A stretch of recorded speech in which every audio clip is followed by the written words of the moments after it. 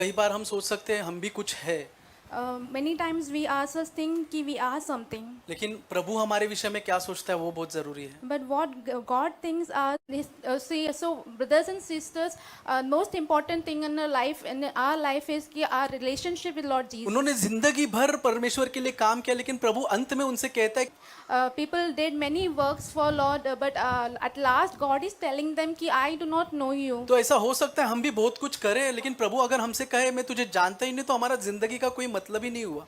This can happen with us also कि we do many things in our life and at last God will tell us कि I do not know you, what you have done for me I do not know.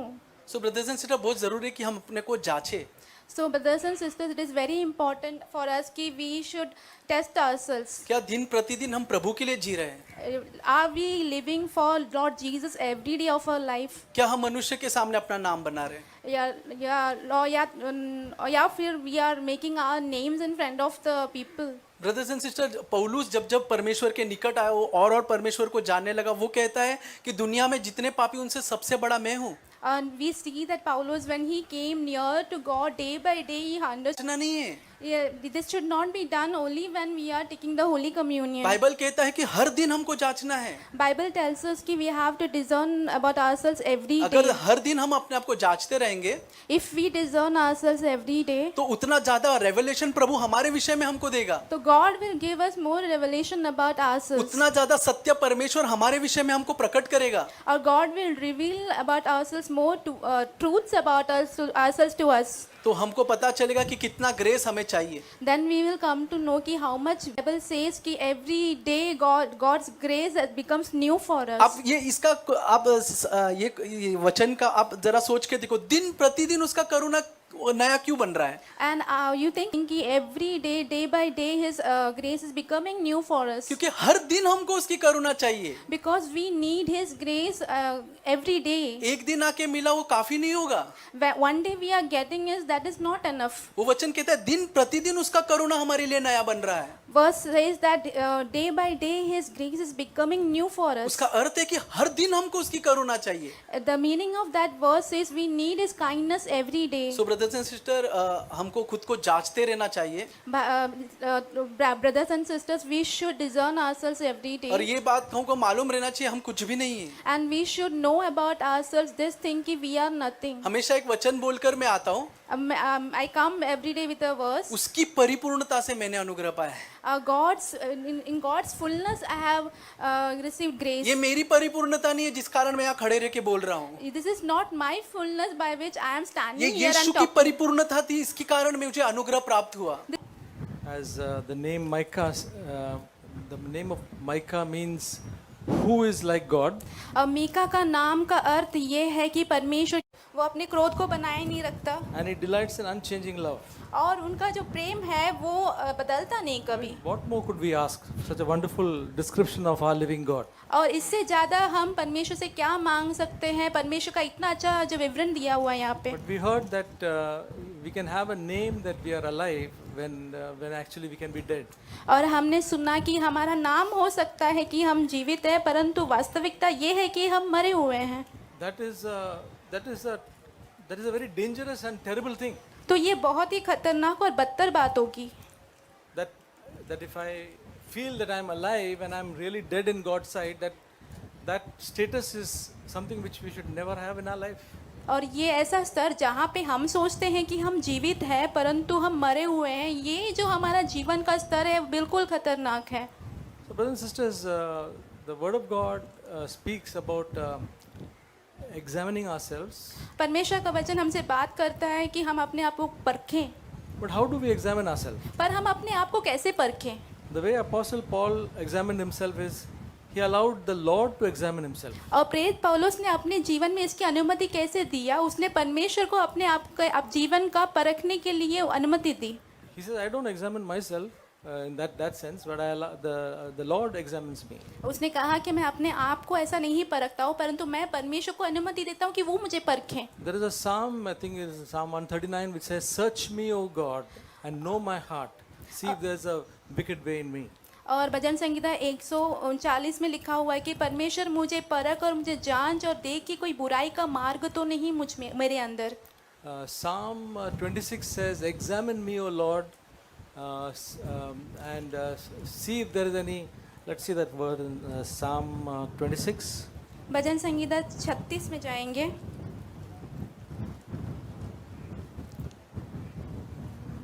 Verse 2, "Examine me, O Lord, and try me, test my mind and my heart." दूसरा वचन अपने 36 26:2. 26 वचन अध्याय उसका दूसरा वचन, भजन संगीता 26:2, ये होवा मुझको जांच और परख, मेरे मन और हृदय को परख। Well, sisters, if this something is something that we do in our lives all the time. भाइयों बहनों, ये एक चीज़ है जो हमारे जीवन में हम सर्वदा करते हैं। I mean, all the time means not every second, but we have that inbuilt in us that the Lord is, I am before the Lord. और ये सर्वदा यानी कि हमेशा हर क्षण नहीं, परंतु हमारे जीवन में ऐसा रहता है कि हम परमेश्वर के हैं, परखना है हमें। The best person to be able to evaluate or see us is the Lord only. और एक अच्छा व्यक्ति जो हमारे जीवन को परख सकता है वो सिर्फ परमेश्वर ही है। If we try to examine ourselves, we may go and see something which is really not so important. और अगर हम अपने आप को परखने लग जाएंगे तो हम कुछ ऐसी चीज़ों को देखेंगे जो कि हमारे लिए इतना ज़रूरी नहीं होगा। But just ask the Lord, Lord, you examine me, examine my whole heart and every corner of my heart. और हम प्रभु से कहें कि प्रभु आप मुझे परखें, आप मेरे जीवन के हर भाग को, हर एक कोने को परखें। Lord, let nothing be hidden. Every crevice, every depth of my heart, you search and see what is in me. और हम कहें कि प्रभु कुछ भी छुपा हुआ न हो, मेरे जीवन के हर एक कोने कोने में क्या क्या रखा हुआ है, क्या क्या छिपा हुआ है, सब कुछ आप देख लो। It's a wonderful thing when we allow ourselves to be in God's light. और ये बहुत ही अच्छी अनुभव है जब हम परमेश्वर की ज्योति में अपने आप को रख कर देखते हैं। Because in God's light, nothing will be hidden. क्योंकि परमेश्वर की इस ज्योति के अंदर कुछ भी छिप नहीं सकता।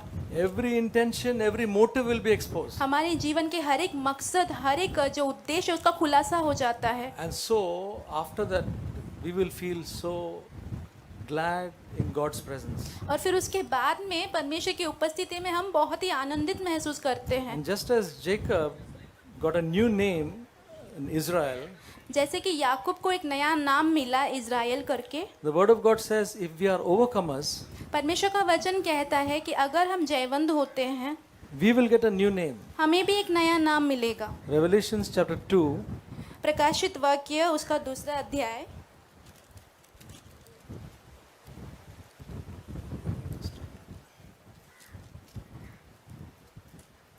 Revelations chapter 2, verse 17.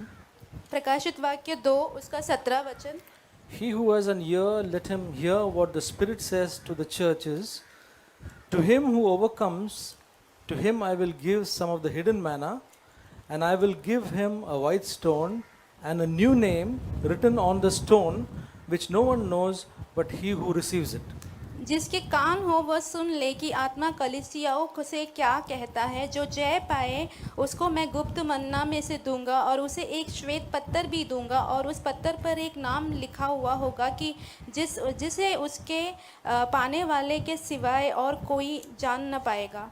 So God knows us by our name. परमेश्वर हमारे नाम से हमें जानते हैं। That itself is such a wonderful thing. वो ही सबसे बहुत ही अद्भुत बात है। That He knows each of us by our name. क्योंकि वो हम सभी को अपने नामों से जानते हैं। And then greater than that is when He says, "And they are mine." और उससे बढ़कर ये वो बोलते हैं कि वो सब मेरे हैं। He doesn't say they are mine, you are mine. वो ये नहीं कहते वो लोग सब लोग मेरे लिए, तू मेरा है। Just to imagine that God says you are mine. और ऐसे ये कल्पना कर कर देखिए कि परमेश्वर कह रहे कि तू मेरा है। When we think of our children, जब अपने बच्चों के बारे में हम सोचते हैं, I was looking at a photograph of one of my daughters in her college. College के दिनों की मेरी बेटी का एक चित्र में देख रहा था। A big number of students there. वहाँ पे बहुत सारे छात्र खड़े थे साथ में। And guess whom I want to see? और वहाँ पे आप सोचिए कि मैं किसको देखना चाहता I हूँ। want to see mine. मैं अपने को देखना चाहता हूँ। Okay. So that is what God looks at. God says you are mine.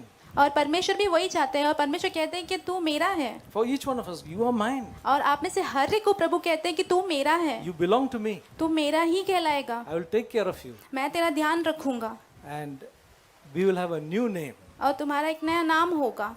It may be something which, some particular quality of ours. और तो उसके वो हमारे कुछ गुण के हिसाब से होगा। Amen. कुछ बातें हैं मेरे मन में पवित्र आत्मा ने डाले हैं, मैं आपके साथ बांटना चाहता हूँ। It's something that the Holy Spirit has put in my heart, and I want to share that with you. John chapter 1 verse 5 में लिखा है कि प्रकाश अंधकार में चमक रही थी, लेकिन अंधकार उन्हें ग्रहण नहीं किया। We read in John chapter 1 and verse 5 that the light shined, but those who were in darkness did not want that light. और उसी तरह जब परमेश्वर ने सृष्टि बनाया, और जब सृष्टि बनाया सारी बेडोल और अंधकार थी उस शुरुआत के दिनों में। Also we know that when the Lord created the earth, it was without shape and there was darkness. और उसी वक्त हम ये भी देखते हैं उत्पत्ति की किताब में उसकी आत्मा पानी के ऊपर मंड रहा था। But we also see that the Spirit of the Lord was hovering over that land. लेकिन कई लोग लिखते हैं कि परमेश्वर ने ऐसा क्यों बनाया है, ये सारी सृष्टि को बेडोल और निराकार क्यों बनाया।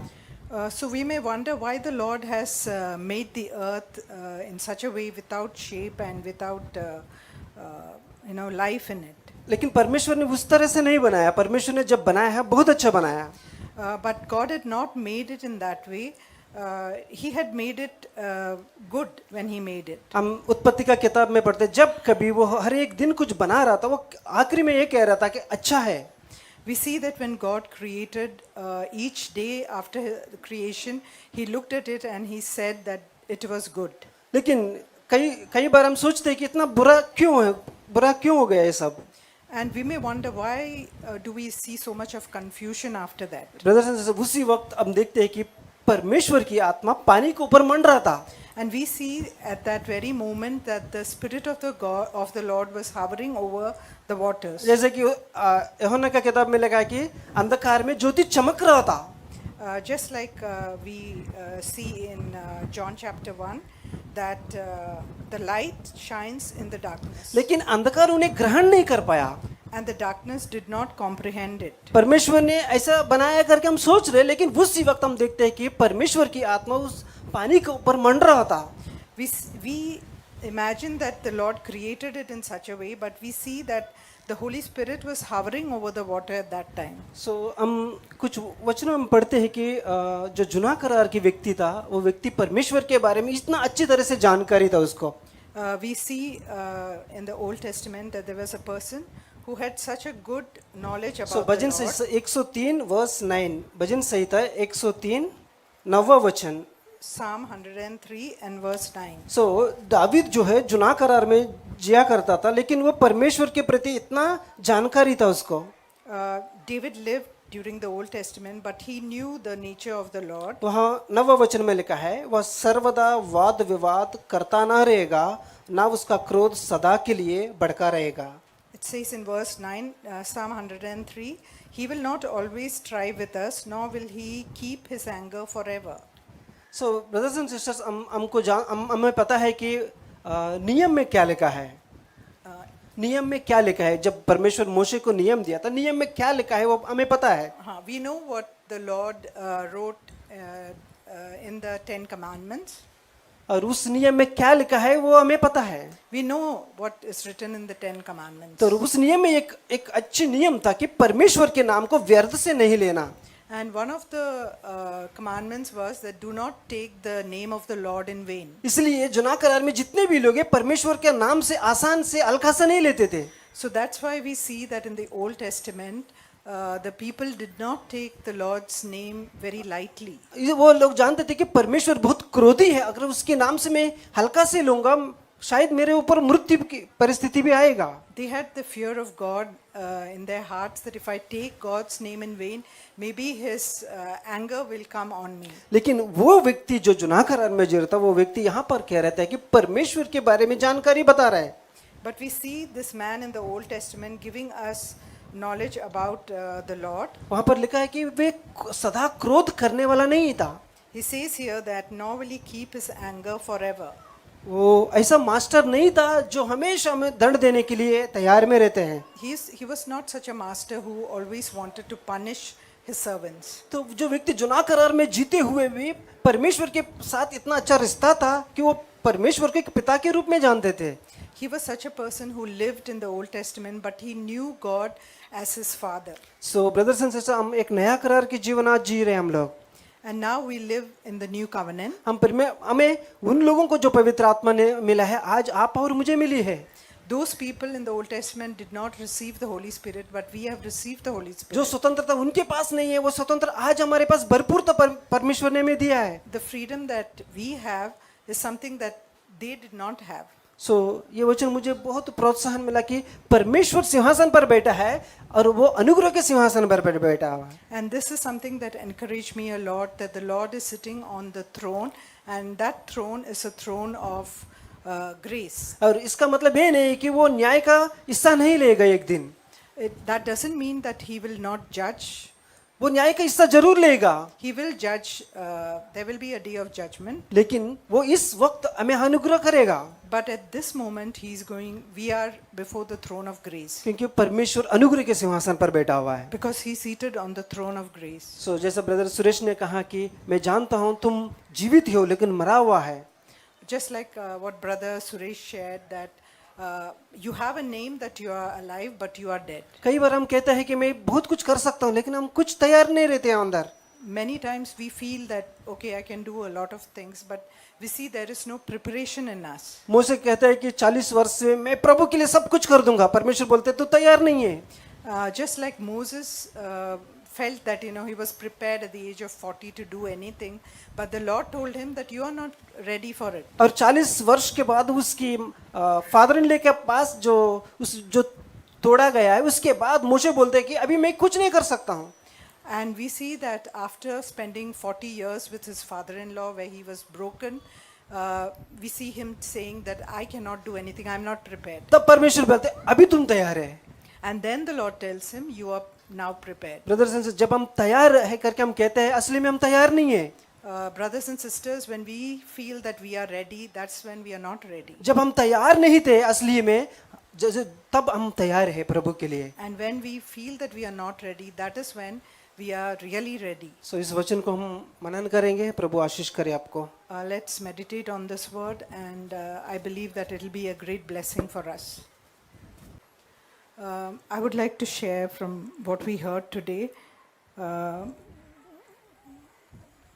और मैं बांटना चाहती हूँ जो कुछ भी आज हमने सुना उस विषय में. As I was listening to brother sharing, I was reminded of this verse from 1 Timothy chapter 2. और जैसे भाई बांट रहे थे तब मुझे पहला तीमुथियुस का अध्याय याद है, दूसरा वचन अध्याय And verse 4. उसका चौथा वचन. Who desires all men to be saved and to come to the knowledge of the truth. और उसकी यह इच्छा है कि सब मनुष्य मन फिरा और उसके नाम को जान सके. So this was something that spoke to my heart, that the Lord wants us to come to the knowledge of the truth. और ये बात मुझे ये वचन के द्वारा समझ में आया कि परमेश्वर चाहते हैं कि हम सत्य को भली भांति जान पाए. We heard that we have a name that we are alive. और हमने ये सुना कि तुम्हें तेरा नाम तो है कि तू जीवित है. And we many times imagine that we are alive. और कई बार हम ये विचार भी करते हैं कि हम जीवित हैं. But the Lord knows the truth about us. लेकिन परमेश्वर हमारे विषय की सच्चाई को जानता है. That is why He wants us to have a knowledge of the truth. इसीलिए परमेश्वर चाहते इस विषय की सच्चाई हम जान पाए. And I thank God that God through His word reveals His truth to us. और मैं प्रभु का धन्यवाद करती हूँ कि परमेश्वर अपनी वचन की सच्चाई हम पर प्रकट करते हैं. We know in John chapter 17 it says, "Thy word is truth." और हम जानते हैं कि यूहन्ना अध्याय 17 में लिखा है कि तेरा वचन सत्य है. Jesus said that. और यीशु मसीह खुद कहते हैं. And we also saw from Micah chapter 7, और हमने मीका अध्याय 7 में भी देखा where the Lord speaks and says that in verse 20, उसके 20वें वचन में हम 7 verse 20.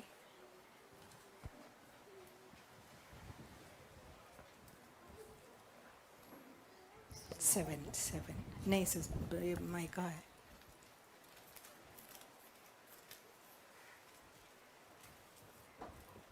Seven verse 20. 7वां अध्याय उसका 20वां वचन. It says, "Thou wilt give truth to Jacob." तू याकूब के विषय में वह सच्चाई प्रकट करेगा। So truth is given to Jacob, who's a deceiver. और वो सच्चाई याकूब को प्राप्त हुआ जो एक भरमाने वाला था। I was just imagining that all of us are deceivers. तो मैं ये भी, सोच रही थी कि हम सब भी याकूब के समान भरमाने वाले हैं। But it's the Lord's desire that we should come to the knowledge of the truth. लेकिन ये परमेश्वर की इच्छा है कि हम सब उसके सत्य को भली भांति जान सके। And that will,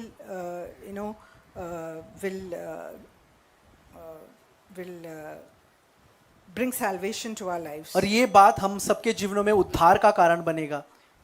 As we read in verse 19 also, it says, "He will tread our iniquities underfoot." और उसके 19 वचन में भी हमने देखा कि हमारे सब अधर्मों के कामों को वो लताड़ डालेगा। The Lord will do that by the power of His Holy Spirit. और परमेश्वर ये काम अपने पवित्र आत्मा के सामर्थ के द्वारा करेगा। And I was also reminded of something we heard a few weeks back from Philippians chapter 3. और मुझे ये बात भी स्मरण आया जो कुछ हफ्ते पहले हमने फिलिप्पी अध्याय 3 में पढ़े थे। And verse 9. और उसके 9वां वचन में It says, "And may be found in him, not having a righteousness of my own derived from the law, but that which is through faith in Christ, the righteousness which comes from God on the basis of faith." और उसमें पाया जाओ, और न मैं अपनी धार्मिकता के साथ जो व्यवस्था से है, वरन उस धार्मिकता के साथ जो मसीह यीशु पर विश्वास करने के कारण है और परमेश्वर की और उस विश्वास करने से में प्राप्त होती है। Yes, the righteousness which we obtain because of the faith we have in Christ, that He will save us from all our sins. और ये धार्मिकता हमें उस बात पर उस विश्वास रखने से होता है कि यीशु मसीह हमें हर एक पापों से छुड़ाएगा। Yeah, and I thank God for that truth and that hope that we have, that the Lord will save us from all our sins. और हम धन्यवाद करते प्रभु की सच्चाई प्रकट करने के लिए और उस आशा के लिए कि वो हमें हर अपराधों से और गुनाहों से छुड़ाएगा। Yeah, praise God.